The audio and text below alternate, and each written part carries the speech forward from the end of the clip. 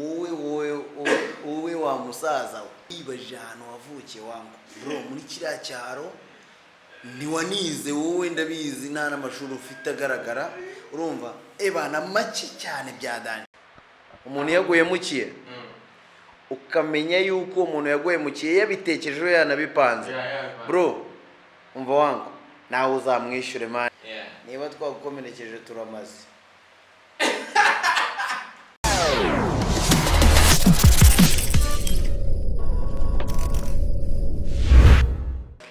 Twongeye kubasuhuza abakunzi bacu bakunzi ba Behind the Walls Show, turabasuje cyane tubahaye ikaze uyu munsi twatubakumbuye cyane twatumaze iminsi tudahari, ariko uyu munsi twagarutse kandi twagarukanye urukundo rwinshi n'imbaraga. Turabahobeye cyane rero aho muherereye hose, Imana ibaha umugisha, nako Imana iduhana umugisha, niko navuga Imana iduhana umugisha. Nizere rero ko mumeze neza aho muhereye hose mu bice by'isi bitandukanye mu migabane yose, of course. Afrika y'Epfo, hano Afrika y'Ubumanuko, i Burundi, Tanzania inshuti zacu marafiki wa Tanzania, ndugu zetu, tena pole sana kwa pambano kwa maendeleo. Munapita milima, munapita tatizo kubwa sana, labda Mungu awe nawe. Tena pole sana. Tunabasuje rero n'abantu bari muri Mozambique. Boa tarde, outra vez boa tarde. Ishikane wa mashaka ya ina. Turabakunda cyane. Aho muri kudukurikiranira muri mu business yatandukanye. Abanyarwanda bari guhiga inoti, abarundi bari guhiga inoti, abasomaliya n'abantu benshi batandukanye. Bana namwe turabemera cyane. Nuko nabo batwemera. Namwe muratwemera, burya umuntu ajya kugira gutya ari mu kazi agahita bati Behind the Walls Show.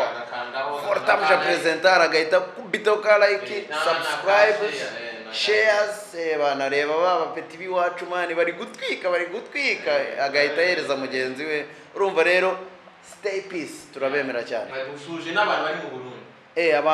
Abarundi turabakunda cyane, abatama mu bari kibitoke, abantu bari ari muntu uze Bujumbura. Turabakengurukiye batama namwe bapfasoni, turabakengurukiye kandi Mungu ari kumwe namwe gose. Turabakunda cyane. Dusubuje kandi n'abantu bari mu Rwanda. Umva abanyarwanda, umunyarwanda ni ubunyarwanda aho uri hose. Ubundi ubunyarwanda si amacenga, si amacumu acanye ngo ucune ituze. Urumva ni igicuaniro, ni igicumbi gicuna ubwiza. Ubwo rero abanyarwanda bo muri hose upright, I hug you. Ndetse n'abandi bari mu bice bitandukanye tutavuze, we love you so much as you do. Big up yourself, God bless you. Turabahobeye cyane kandi twongeye kubaha ikaze kuri Behind the Walls Show. Sister Lady tubaha ikaze kuri Behind the Walls Show, musanzwe ni mu rugo ariko reka twongeye tuguhe ikaze. Thank you Behind the Walls Show. Ndabemera cyane mwebwe, buriya muri inshuti zakadasohoka cyane. Sasa rero nabahobe muri abantu banje cyane. Peaceful settlement kandi mbemera cyane kuruta abana. Sister Lady amaprimi meze neza cyane. Mu byukuri urabona ko ibintu n'uburyohe, twari turi muri gahunda nyinshi z'akazi. Umva buriya ntayo utambonye mba ndi mu kazi. Nyiri gushakisha kashi, kandi nyine urumva tuba dukubita hirya no hino, hakurya no hakuno, kugira ngo turebe yuko nibura twagiraho tugera. Amafaranga ni ibintu bisanzwe. Amafaranga arahari wangu. Amafaranga arahari kabisa. Iyo rero ukuye amaboko mu mifuka ugakora, so ugomba gushaka akazi ugakora, noneho umusaruro uvamo ni amafaranga ubundi iyo wakoze araza bro. Amafaranga iyo wakoze araza kabisa. Wowe wishaka amafaranga, shaka akazi akazi kazaguha amafaranga niba utakirwa uyashaka. Abantu babura akazi rero bro, ujye wisuzuma neza urebe yuko ufite n'amahirwe wangu. Muri buno buzima turimo habamo n'amahirwe. Buriya hari umuntu udafite amahirwe mu kiganza cye ku buryo n'akazi ashobora kukabona ariko yagakora kakanga.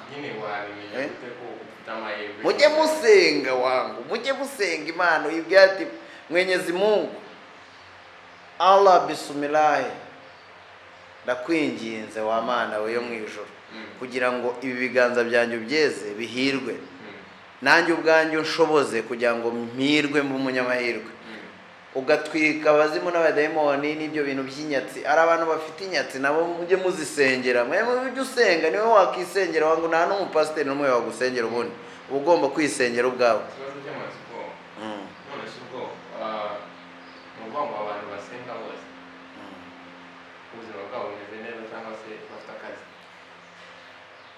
Mu by'ukuri hari ijambo riba muri Bibiliya rivuga ngo nubura ubwenge nzaguta. Ushobora gusenga ariko ukaba bize muri ibyo gusa ntunakore. Ibintu byose uba ugomba kubijyanira rimwe. Senga unakore. Senga unakore kugira ngo ibintu bigende neza. Ariko nabifuza kugira amahirwe. Burya mu bintu byose bibaho amahirwe arayoboye wangu. Generation turi kureba ubu ngubu iracyafite akantu k'umuco gato cyane. Ifite umuco muto cyane kuko prince iminsi yicuma ni ko umuco ugenda ujya hasi unabura. No 2050 nta musaza uzajya uhamagara umwana we cyangwa papa ahamagara umwana we ngo ndifuza ko uza kuza mu rugo tuganire ushaka kumugira inama. Umuntu ni iki? Umuntu ni inyamaswa idafite igisobanuro na kimwe. Kuko umuntu hari igihe sometime uba ubona wamugereranya yarutwa. Hari amatungo azirikana kuruta umuntu. Urugero buriya iyo uba mu gipangu kibamo imbwa, ntabwo ndi kugereranya imbwa n'umuntu, ariko ndi kuvuga uburyo ubumuntu bwatakaye. Urumva hariho imbwa none se urugero cyane rwose ushobora kuba ati wenda ati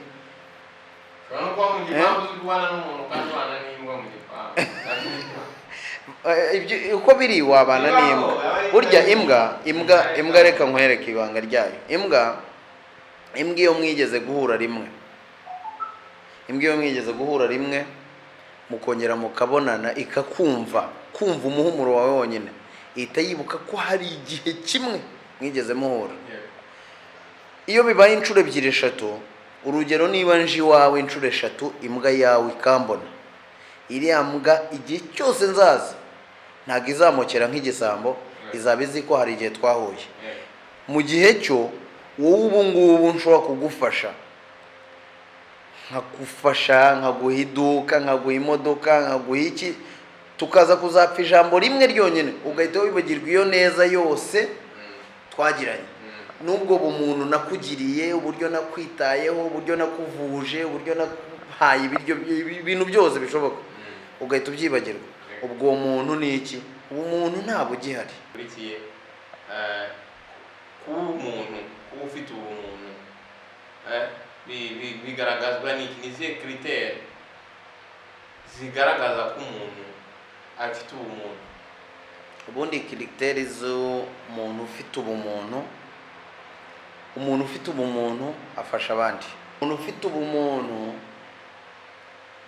agira amarangamutima y'ubumuntu. Umuntu ufite ubumuntu amenya yuko umuntu ari nkundi. Umuntu ufite ubumuntu, ingero nyinshi zihari, aba ari imfura cyane, ntago yaguta ku nzira. Ntago iyo ariye umuntu ufite ubumuntu, iyo ariye ahita atekereza ngo niba amaze kurya ubu nta wundi muntu udafite ibyo arya. Icyo kintu ahita gitekereza byihuta cyane, akavuga ngo ese ko nciye kuri arete runaka, buriya bari abantu bahagaze hari ahantu ntiharimo abantu bakeneye nibura ka lift ko kuba bava kuri iriya press bariho kujya ahandi. Uwo muntu ahora n'ubundi yumva amarangamutima, ayo marangamutima yafite ni urukundo, ariko urukundo se ruracyahari? Ase ubundi rwagiye herwa byatewe n'iki kubura nanone ubundi kuki rwabuze? Impamvu urukundo rwabuze nuko abantu twabaye abahemu. Nta muntu ukizirikana ineza y'undi yamugiriye. Iyo umuntu akugiriye uburyo iryo jambo risubiyemo ngo ineza, ukuntu waje kunsobanurira ambwira ngo umuntu akibagirwa ibyiza wamugiriye, ndashaka tubigarukeho gato tutararirenga. Wakomeje kurivugaho cyane. Ni ukubera iki wakomeje ikintu ukibagirwa ineza? Kuko n'ubundi baravuga ngo ujye ugira ineza utitaye ko izakugarukira. Buriya ni bwo buhoneste, buriya ni bwo bumuntu. None wowe ukiri kumva yuko umuntu nakwitura ineza ariko wabaye mubi, kandi bavuga ko ineza ugomba kuyigira utizeye ko izakugarukira. Kubera iki bavuga ko umuntu umugiriye ineza akayibagirwa aba atabaye umuntu? Urugero, ineza, kugirirwa ineza, ubundi baca umugani mu Kinyarwanda ngo ugiriwe ineza n'uwo yayigiriye abagira Imana. Bisobanuye iki?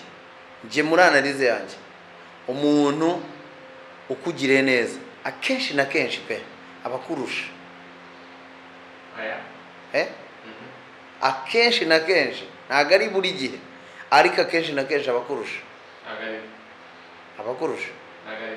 Ngo uvuze gutyo waba uvuze yuko abantu badashobora kujya gufasha abafite.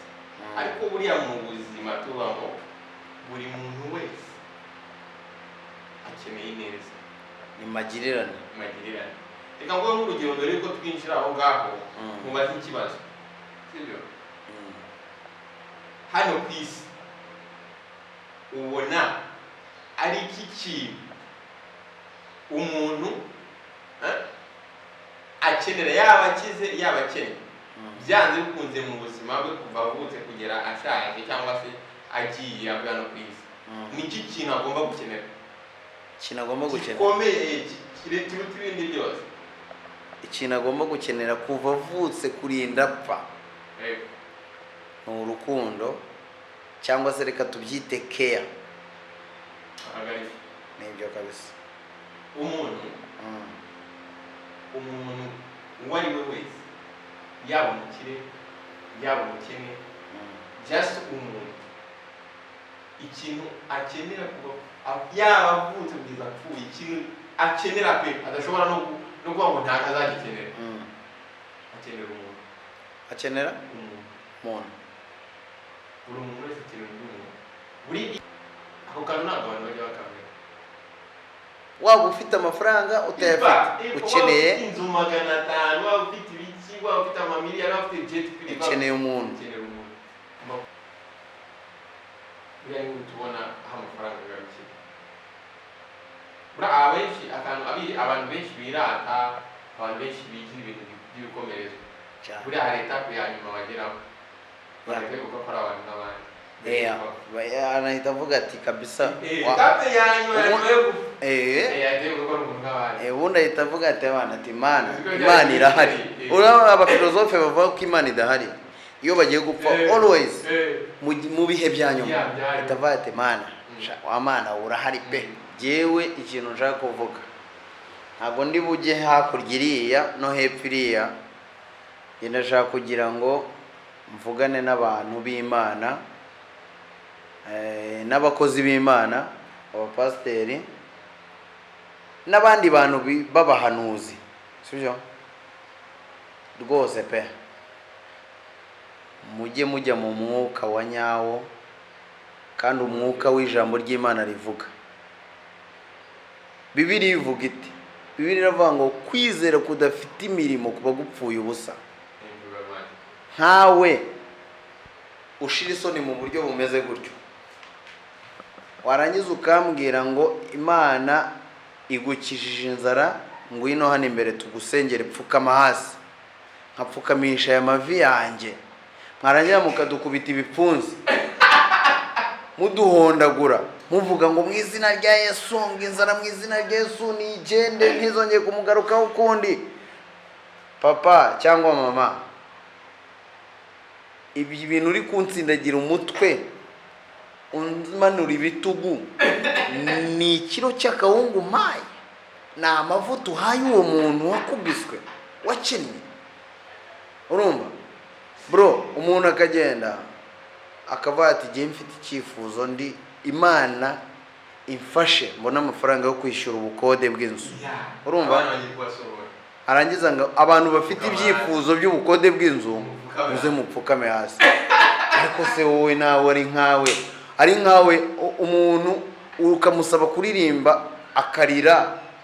Urumva wowe ubwo ngubwo uri gupfukamisha uriya muntu, cyangwa ubwo wakagombye guhita uvuga ati mbere yuko dushyira hari isengesho bashyira igiseke hari imbere, no uyu muntu yishyura ngaho, yishyura 5,000, tugerageze nibura tuze kumusabira umugisha, ariko bya 5 byinjiye mu giseke duhite tunabimuhereza directly.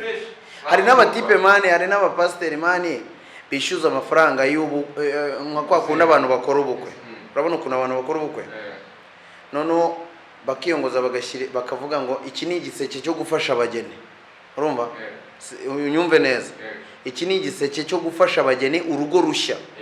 Urumva abantu bakaza bagapakiramo amafaranga kuko baba bari kuvati, wenda urugero turi gufasha direct nox umuntu wacu nyine ugiye gutangira urugo rushya. Urumva n'amarangamutima menshi bagashyiramo n'amafaranga menshi sometime. Urumva wa mupasiteri cyangwa se na ya kuru yiwe, ya groupe komite yiwe, bagafata za note bakagenda bakarya, bagacana inzu, bagahisha umwotsi, bagaheba babagene, bagategereza, bagaheba. Ayo ni amakuru ahari muri Maputo, ni ukuri guhari kwigenza. Ariko se ubwo uzajya mu ijuru nkawe? Oya bro, mvugize ukuri, ibyo bintu utarakura icyo cyaha mu mutima wowe wajya mu ijuru. Ijuru ze ni iryo kwa so wanyu cyane irya mama wawe. Mama buryo umubyeyi, ijuru ari igiye mu mama wawe bro, ntago waribura niyo wakora ibyawe. Ariko se gute mane bro? No, icyo wenda reka ngaruke kuri abo bakozi b'Imana. Mwabakozi b'Imana mujye mugira kwizera ariko gufite imirimo igaragara. Ureke kubwira umuntu ngo Imana ngira gukije, ngiguhaye ngibyo kurya. Umuntu afite ikibazo agomba kuzajya kwivuriza mu Buhinde, kandi turabizi ko asabwa miliyoni y'amamedikaje. Warangiza ukavuga ngo napfukame hariya bamusengere, wirirwamo umuhondo ibishi. Numva yakagombye kuvuga ati runo rusengero rurimo abantu bafite amaduka bangahe, mumba bari no mu mfite abana batanu, tugerageze akazi mumushakira umwanya, mumushakira umwanya y'amwe 3,000, ariko atangire gukora. Uwo mushomeri bamukure, uwo mushomeri babe ukuvuga ngo icyo ngicyo ni ibyo ni ibyigisho byiza, ariko bitanga n'ingero. Ukuvuga ngo niba umuntu uramusengera ngo Mana umukure mu bushomeri, ngo mu izina ryezu, ukanamutsindagiye wirirwa umukubita inshyi wowe wangu. Tubyishimira abantu, jewe ndyemera ntabwo nabyemera ngiye ngo mumfukamisha ngo nsengere ubukene bumveho wati no, ahubwo ngiye ari ibintu biba bituri mu mutima. Urumva burya wakomaho nk'uku ukomye rutendere ugatuma bizamuka nkabyibuka. Ntago gusenga ni ugukora icyo Imana idutegeka. Imana ni urukundo. Niki bivuze rero? Niba Imana ari urukundo, natwe nk'abana bayo tugomba gukundana nk'uko Umwami Yesu yadukunze, kugeza no kuri level yo kudupfira bro. Yesu we yaraje anipfuje, Imana arapfa kugira ngo tubeho.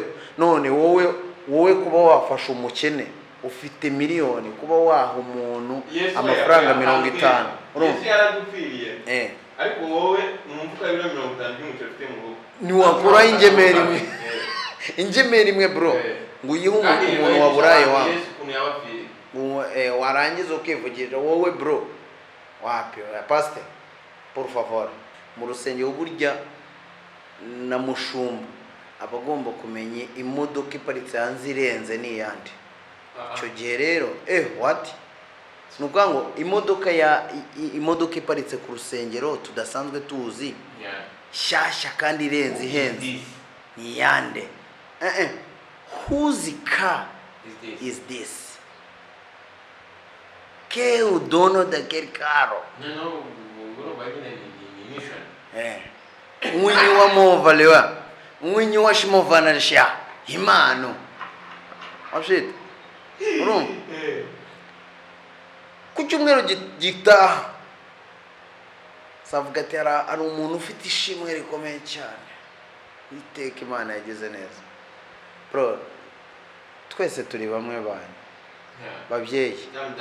Babyeyi twese turi bamwe kandi reka nkubwire uriya muntu ufashe ukamushyira hejuru yanjye cyangwa ukamushyira hejuru y'ura wita umukene, sometimes usanga uwo wita umukene niwe muntu ushobora kukuba hafi mu gihe gikwiye. Kuko buriya uzahamagare mu bakire ufite wowe babwira ati nkoze impanuka, umuntu uzaza mbere ni umukene. Niyo mpamvu rero nawe ufite ikibazo ariko nta kibazo. Byose ni bimwe nta kibazo. Bibiliya iravuga ngo abashaka icyubahiro no kudapfa babishakisha gukora ibyiza badacogora. Idini nyakuri nubwo hari ibyo abize Bibiliya neza hari utuntu nyine badafungura neza, ariko idini nyakuri hari n'igihe batari iyi room tuvuga, hari n'igihe batari cya gisengero cyubatse kuriya kwiza kikurenze, ahubwo idini nyakuri Bibiliya ivuga ifasha imfubyi, igahumuriza abapfakazi, igafasha abashonje, ikabaha ibyo kurya n'ibyo kunywa. Iyo niyo dini nyakuri. Biba ari ngombwa twongere twisegure nimba hari utwakomerekeje twabari. Ni ukuvuga ngo jyewe twe turi abahanzi kandi umuhanzi avuga ibintu abona muri rubanda ndetse kugira ngo rubanda rwikosore. Niba twagukomerekeje turamaze. Nomero y'akazi ni agateranyo 258 84 48 94 385. Iyo ni nomero y'akazi iri no kuri WhatsApp. MC Sunday, are you ready to fly? All right. Yeah, I can fly. I can fly. In case you give me some work activity to fly abroad. All right. Yeah, I can come. Whenever I can come. Okay. Without considering any problem, I can fly. Yeah. Fly. So guys, rero mwakoze kubana natwe kubukaje kugera kwiherezo. Twishimye cyane niba nawe ikiganiro twakoze cyagushimishije jya muri comment section tubwire uduhe motivation. Igihe cyawe turakubwira mu by'ukuri yuko ari igihe cy'agaciro kuri twebwe. Ntabwo tugufata nk'umuntu ureba ibiganiro byacu kubera ko wabishoboye gukora, ahubwo tugufata nk'umuntu w'agaciro udusapotinga. Rero kugira ngo udusapotinge birushijeho gufata ibiganiro byacu bisharinge inshuti n'abavandimwe bigere kure, kandi tukubwire yuko turagukunda cyane kandi turabakunda mwese abakunzi ba Behind Walls Show. All right. Turabakunda cyane kandi muri inshuti nyanshuti kuba tubafite niyo mpamvu turi hano. Kandi namwe ndizera yuko mudufite ntago muzicwa n'irungu kuko aho twiriwe nta rungu. MC Mind. Stay big up yourselves. Thanks a lot. Ubwo nawe utaha kandi God bless you. We love you so much as you do. See you next time.